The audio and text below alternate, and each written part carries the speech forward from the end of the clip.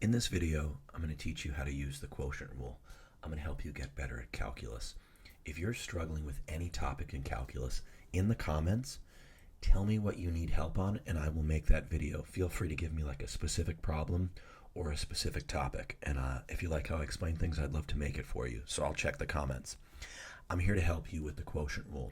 That's when you're taking the derivative of a fraction. Okay?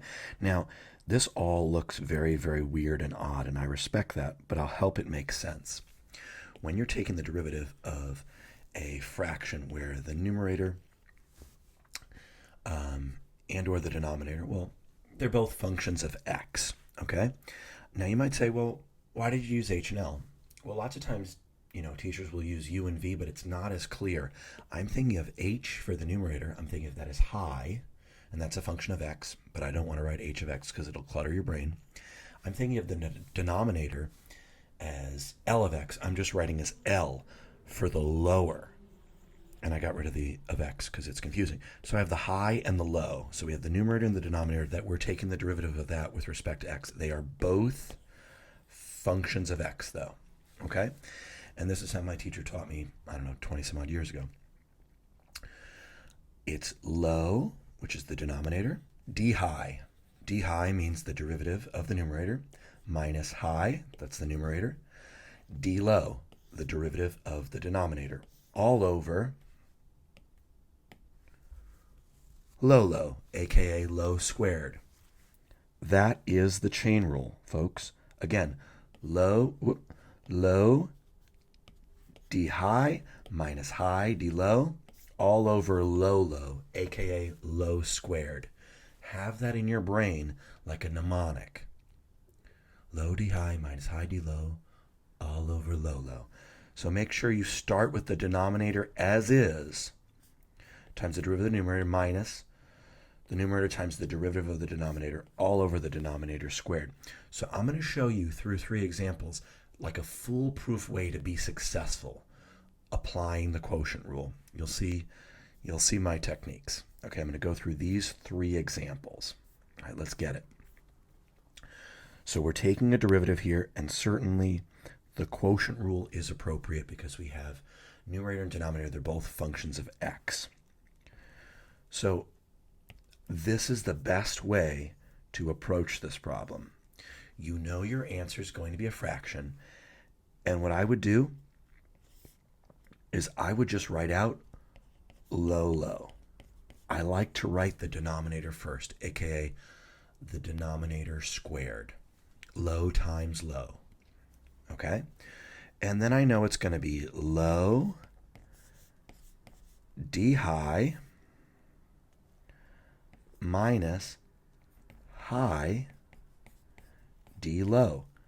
Do you notice my use of parentheses? I haven't taken a derivative of anything yet, so I sort of like decreased the cognitive load in this problem, and I've organized it quite nicely.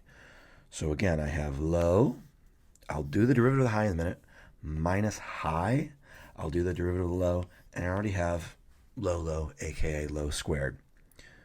So I've set myself up. You'll notice that the numerator and denominator are always paired together, but it's always one of their derivatives with one of the regular function. So we've already written out the 2 regular functions. We've got low, so let's do d high. What is the derivative of the numerator? High. Well, the derivative of cosine is negative sine. Don't forget to write of x. Minus high, what is the derivative of low? The denominator. The derivative of 4x minus 1 is just 4. Because the derivative of negative 1 is just a constant. You just peel off the 4 off of the x by quickly the power rule. Okay? And that's it. If you're in AP Calculus, you can literally just leave your answer like that. All right? And if you're in a college level course, they would probably expect you to simplify this a bit. What I'll do is at the end of the video, I'll come back and simplify all of them if you need to see the simplifications. But really the main focus of this video is to just get you used to what goes where. Low d high minus high d low all over low. Literally pause the video and repeat that to yourself 10 times. Okay? So now we're taking a derivative again. I see we're taking the derivative of a fraction. Numerator and denominator are both functions of x. So I've got my low, aka low squared. I do that first. I just get it out of the way. I know it's going to be low d high minus high d low. So now I'm just going to fill in the parentheses. I haven't really thought that much. I've been careful with organization, and I haven't taken any derivatives yet. That's really important. All right. So now we just fill in the blanks. We have low 6x plus 3, and then we'll take d high, the derivative of the numerator. The derivative of 4x squared, the 2 hops in front. That'll be 4 times 2, which is 8, x. And then instead of to the second power by the power rule, it'll be just to the first power. So we can just write it as 8x. The derivative of negative 9x is just negative 9. By the way, I have a video on the power rule. Feel free to check that out if you need it.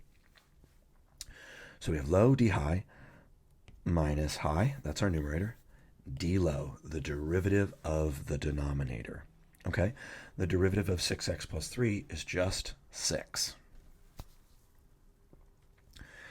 And AP Calc style, again, it depends on the concepts that are being assessed, the context of the problem, but there's a chance that you would not have to simplify this at all, or it would simplify like quite nicely and it wouldn't be so brutal as this one would be.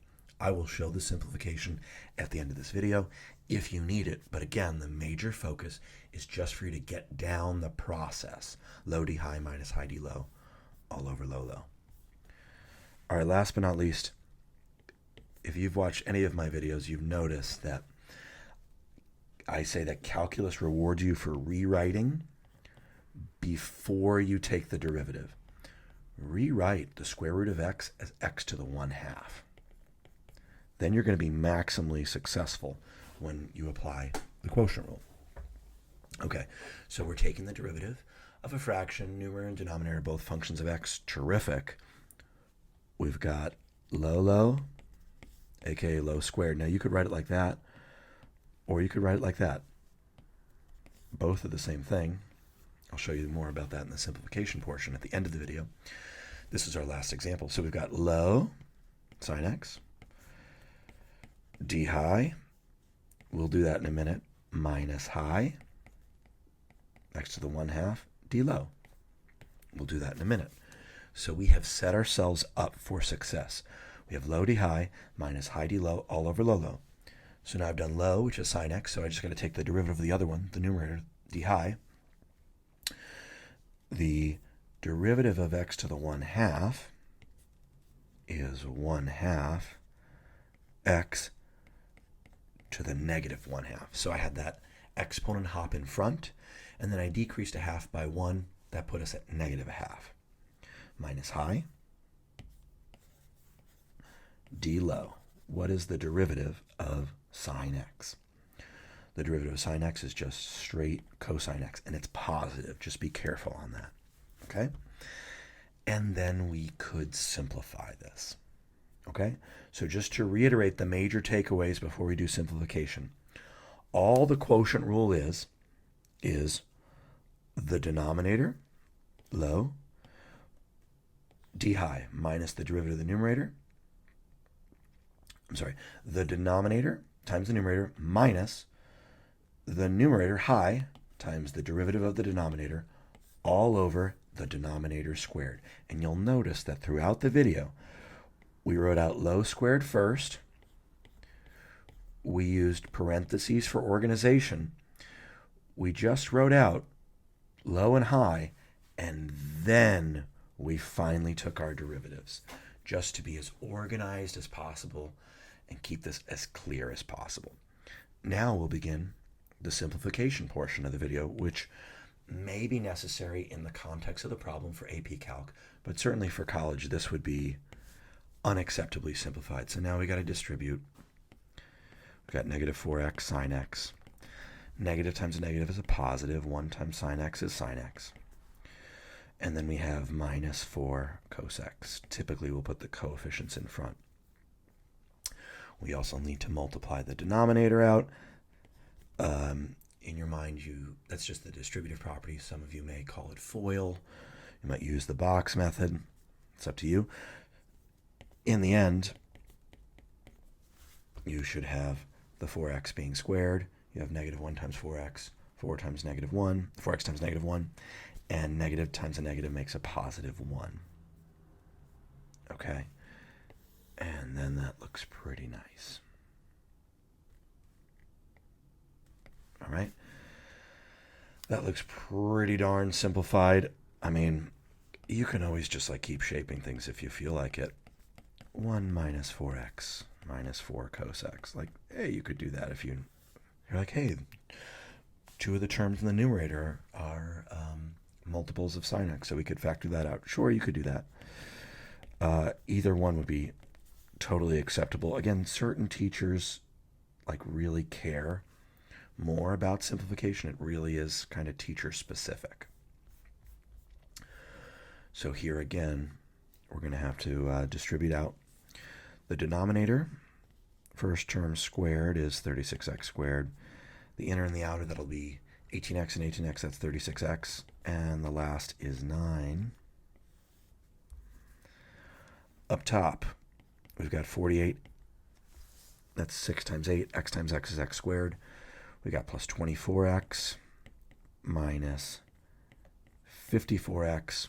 And 3 times negative 9 is negative 27. We've got to keep on cleaning this up here. We need to distribute. I think of it as negative 4x squared times 6. That'll be negative 24x squared. And negative times a negative is a positive. That's positive 9x times 6. That's positive 54x. And then we can clean up the numerator. Denominator is just fine. Let's combine like terms. We've got 24x squared. This is very much like an algebra video towards the end here. We've got plus 78x. Oh, isn't that interesting? Let me just do that instead. So when you simplify, you can kind of see some cool things here. I have a negative 54x, a positive 54x. Let's just get rid of those. Save some time. So we have 24x minus 27. And then you'll notice that every single thing is a multiple of 3. Wow. Pull out a 3 from everything in the numerator. Factor out that GCF, if you will. Pull out a 3 from the denominator. And 3 divided by 3 is 1. So I think that's where we have to leave it, folks. 12x squared plus 12x plus 3. Whew. Pretty darn simplified there. And our last problem, we have sine squared x in the denominator. That's a little neater. We have an x to the 1/2, which is just a square root of x, times by cosine on the right-hand portion. The left-hand portion, x to the negative 1/2 is a square root down low. Also, there's a 1/2, so there's a 1 in the numerator and a 2 down low. And then truly, when we multiply these two things together, the sine x is really over 1. So that'll just end up in the numerator. And again, only check out this simplification if you need it. But we could get a common denominator. I mean, it might not be fun, but this might turn out pretty simple in a moment. So you could say I have 1 over sine squared x. That just sort of handles the denominator nicely. Now, we could get our common denominator. We could say, let's multiply top and bottom by 2 root x here. Then we can combine like terms. I kind of feel like simplification is a lost art. But so now we have sine x. Root x times root x is just x. With with an absolute value. And now we're over our 2 root x. That's pretty darn simplified. If you really want to go for the gold, you have 2 times sine squared x. And you probably would put the root x in front. And then we have sine x minus 2 absolute value x cos x. Goodness gracious, that's simplified. And that looks pretty solid. All right. Now, there is one bonus question here for those of you who have stuck with me. Again, if you need help in a certain calculus topic, drop me a follow, write it in the comments. I'll make you a video on whatever you need. The question may be proposed like so. Y equals some mass. Keep in mind it's a fraction, so we're going to use the quotient rule. Find y prime. So I was using the d dx, take the derivative of what you see with respect to x. But here, we're just going to find y prime, aka find the derivative. They like to ask the same thing in calculus approximately 18 different ways. Okay, well, y prime. Oh, this is a fraction, so I've got low. I've got low d high minus high d low. So I would say we're set up for success here.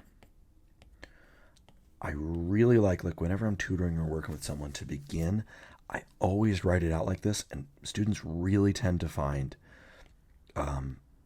clarity and success with it. All right, so now we just have to do d high. We have low. D high, that'll be 3. That's the derivative of 3x. The derivative of cosine, positive cosine, is negative sine. So the derivative of negative cosine is positive sine. And don't forget to write of x. It's a function of x.